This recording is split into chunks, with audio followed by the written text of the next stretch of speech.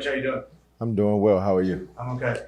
I guess it's been the first time we talked to you since camp started. Just a couple weeks into camp. I know you're new. A lot of the guys in your position room are new. Just kind of how you feel about how they progressed through these first. I think today was 11 or 12 practice. I'm feeling it's getting better each and every day. There's a lot of work ahead of us, but if we can just continue to take small steps to get what we need to be accomplished. So thus far, I'm pretty happy of what we're doing and confident. So it's just we still have a long way to go. It's a long process, but I'm pleased because these guys work. They go out there and they try to do what you ask them to do. Zach Osman.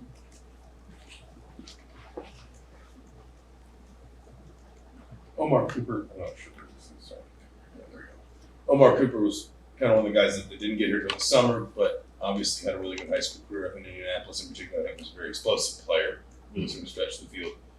I guess, how have you seen him, especially through the progress of camp? And I know young guys can hit a little bit of a wall sometimes. How have you seen him just basically kind of process and improve, especially maybe in these last 2-3 weeks? He's progressed well. At first, again, I got here and he was a guy that was signed here. So just getting to know him, and he has a good football IQ, better than what I thought. I didn't really know. But as far as picking up the offense and doing what we're doing, I'm very pleased where he's at this point. And now one time I told him, it was probably after 5 practices, I was like, you're doing a good job. And then that day, he didn't practice so well. So I said, I'm going to stop telling you you're doing a good job. But, he has a tremendous upside, and he's a guy who listens. He takes notes, and again, this is a transfer and playing receiver and just the details of it, of being a trained receiver. So for him, he has a large upside, but I like his football IQ. We're going to go to Dustin and Mike. Heard a couple of the quarterbacks talking a lot about Cam Camper the other day. Just what's impressed you about him? Also, just hear that he's a guy that just shows up in meetings. I guess staff meetings and whatnot. What impresses you about him? And I guess just how obsessed is he with picking up the offense and picking up the position?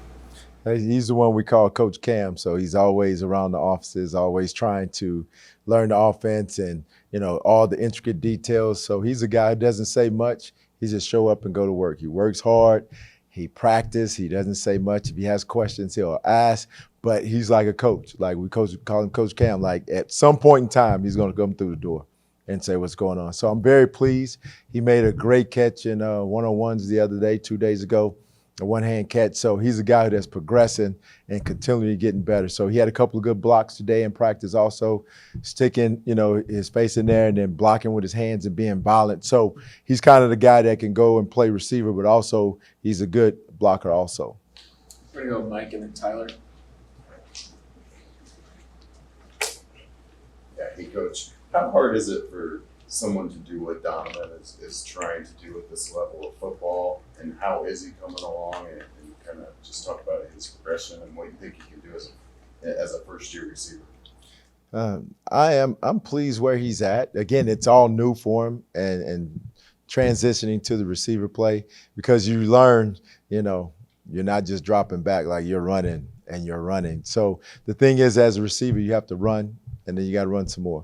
And then you run some more. And when you're tired, you got to run and run some more. And then when you think you're tired, you got to keep running. So it's one of those things you have to keep doing over and over, and you have to train yourself for it. So for him, he's a big body. He's very athletic. He has a good catching radius where you can put it up and really go and get it. But it's just, the little details that he's learning. He knows the conceptual thought process of the routes and what to do, but it's the little things in getting open. You can't always use your body because you're bigger than everyone to get open. And at times you have to beat them with your feet instead of your body. And so for him, he's progressing steadily, and he'll ask questions. And for him, he has a tremendous ceiling also. I mean, with a body like that, like he can make plays. We go Tyler, then Jim. Coach, on Friday, I think Jack Tuttle was talking just about the mentality and work ethic of Emory Simmons. What have you seen kind of from a work ethic standpoint from him and just kind of his progression this spring? Yeah, he's bring your lunch pail, go to work, blue collar, just you work. He doesn't say much. I mean, he's just gonna run, hit his spots, do what he's supposed to do. He's gonna block his guy, and he is, he studies, he knows what everyone's doing on the field, and so for him, I love his mentality and what he brings, the grit, and the toughness to the group. So I'm very pleased with them also. But again, we have a long way to go. It's a lot of different guys where, they work hard, they do what they're asked. The next stage is just to kind of take it above the X's and O's, meaning that I understand that, but there's some things, for us being player-led or receiver-led that you play above the X's and O's, the lines and the routes for as the conceptual thought process. We just need to make those things come to life a little bit more. Just because you run this crossing route, but there's a way to get open and make it come alive. And so for him, he's taking that step and making those lines come to life. Jim then Griffin. Coach, getting back to Donovan McCulley, what advantage does it have having a guy like that, one of the highest rated quarterbacks, to come here in the receiving room? What advantages does it have? Is it to have been a quarterback, to have played that position, and now being on the other end of that? What can he use that for? For is the football IQ of it, and for is the conceptual thought process where you can move him around and things of that nature. So not to harp on a lot of things, but when at LSU, when I had Jarvis and Odell, they played multiple positions. So when you're able to play multiple positions, so coming from the NFL, like you only have 5 up or 6 up within the course of a game. If somebody gets hurt, then it's the next man up. And so it's a next man mentality. So for him and being a quarterback, understanding the offense, understanding where everybody is, he's a guy that can play multiple positions and move around. So if something goes up, you bring it up the better receiver, not the next guy. Coach, I'm kind of curious just about how that conversation went this summer with Donovan about that transition. I understand that it was a decision he made. How were you approached about that? What did he say to you guys? And just kind of how was the decision made in the room, and kind of what potential do you see him having down the road here? It was one of those things where he came to us and, he talked to Coach Bell and he wanted to make that transition. And so, realistically, a lot of times players will see certain things where they can come in immediately and make an immediate impact, or there's a larger ceiling, there's some room for a lot of growth. And so for him, he's a guy that's maturity, right? Because some guys want to do certain things and say, well, I'm this, I'm that. And for him, just digging within himself, he said, this is where I want to be. And for him, that's going to help him because, again, when you're somewhere where you want to be, not to say that quarterback wasn't, but to help the team, then also the upside of him playing receiver, that's tremendous. Haley, go ahead. Coach, back to Cam Camper. I'm curious in your coaching experience if you've ever had any players like that who you turn around, they're just there, or any other players you've called coach that kind of fill that role. Yeah, I've had those, and those are the special ones, right? Because, the guys that just do what they're told, they're good players, and there's guys that work when they're not told to do. And he's one of those guys that you see that, so when I was at LSU, we always had guys in the building because they just loved it. Coach, I just want to football. I just want to go to the next level. What do I have to do? And he's one of those guys. Like, I turned around in the office, he was in there and he was asking me a question. I was like, I thought you left out. He's like, no, I'm still here. He said, can we watch film? I'm like, yeah, we can watch film. Like, he's just, so for that guy, he gives himself a chance, right? So when you go to the next level, all right, or within this offense, when someone goes down, like, you can just fill a role because you understand. So you create value. When you have value, then you create space for yourself, right? And so you'll always make a place. It doesn't matter if you're coaching or you're playing, you're teaching, you bring value. Jack and then Austin. Coach, I remember in the spring you talking about how your experience at McNeese State, a lot of the receivers you had were guys that had never really been receivers. There are a lot of quarterbacks and running backs. So how do you think that experience for you as a coach has kind of helped you as you try to maybe sculpt Donovan from a quarterback into a receiver?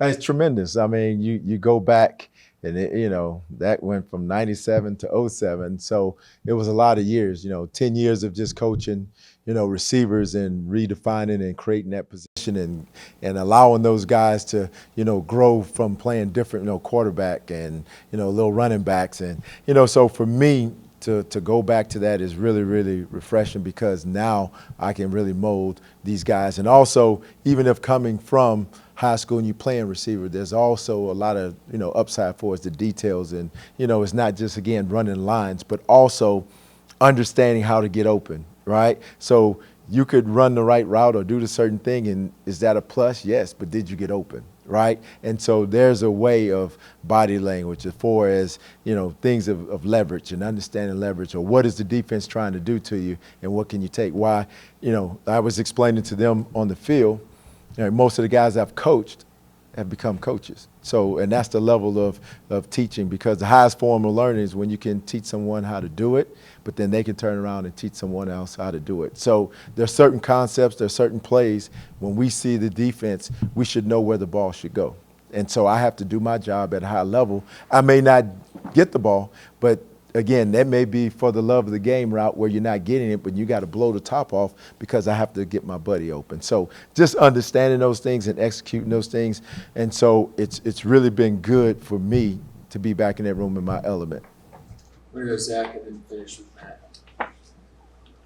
I guess coming back to Donovan, you talked about maybe some of the things that make him distinct as a quarterback and some of the understanding he has moving from that position to wide receiver. But thinking back to when he first made the switch, what were maybe 2 or 3 things you identified in him early as sort of saying, these are sort of core fundamentals that we've got to get polished with you, or you've got to get better at between now and fall camp now and first game, that kind of thing, and kind of where is he on that journey? The biggest thing is doing a lot of cone drills, of keeping, your shoulders over your toes, being in a good fit position, not standing up because you're not in a power position. But also, it's not the fact that, you can run a route, but how fast you can get in and out of breaks. So doing a lot of cone drills, change of direction drills, things of that nature where you can stick your foot in the ground and change direction to get open. And for him, he has a big body, right? And so not all the time he can run, but a lot of times he's going to win with his body. So if he can put his body in certain positions, throwing to big is always open. So a quarterback loves to throw to a big guy, right? So in that element, so he has an upside on that because he's always looked like he's open. But the details of getting in and out of breaks is going to help him create more separation for himself. Matt, we have your last question. Hey, Coach, kind of a question about what you look for in receivers. Obviously, your room is pretty much built when you got here. You got a lot of 6 foot, 6'1", 6'4", 6'5" guys. Only a couple smaller in Cameron and DJ. For you, besides the obvious, speed, explosive hands, I mean, are smaller guys okay for you, or do you look for a certain body type, or are you just looking for the best guy out there?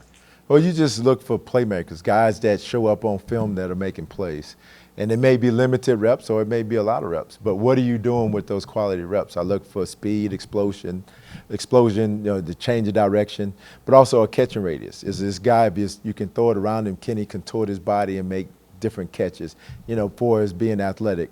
Size, to me, there's different type of receivers, so everybody's not classified as that 6 foot. So you need all kind of receivers, right? The little short ones that can run, that are magic in a bottle, or the big ones, that can get open and you can use in, for his fade routes in the goal line. So for me, it's just at the time, what do we need as an offense, conceptual? So, and if a guy can play, can he play inside or outside to help us if we need help, and, with injuries, things of that nature. So, being in, was that 2017 at the Giants? I coached 22 guys in 1 year because we had so many injuries, right? In one game, we playing the Chargers, 4 guys go down, and they're done. 3 are seized. Odell broke his ankle. Brandon Marshall broke his ankle, right? And then they were done. Sterling Shepard injured his ankle, and he was out for like 8 weeks. And our punt returner, who was also playing receiver, he broke his 5th metatarsal bone in his foot. So I'm used to that. So it's the next man up mentality. So we're going to need all guys. And so for me to really see the room and put them in spots and be a good coach of putting them where, they're more valuable at. Thank you, Coach. All right. Thank you.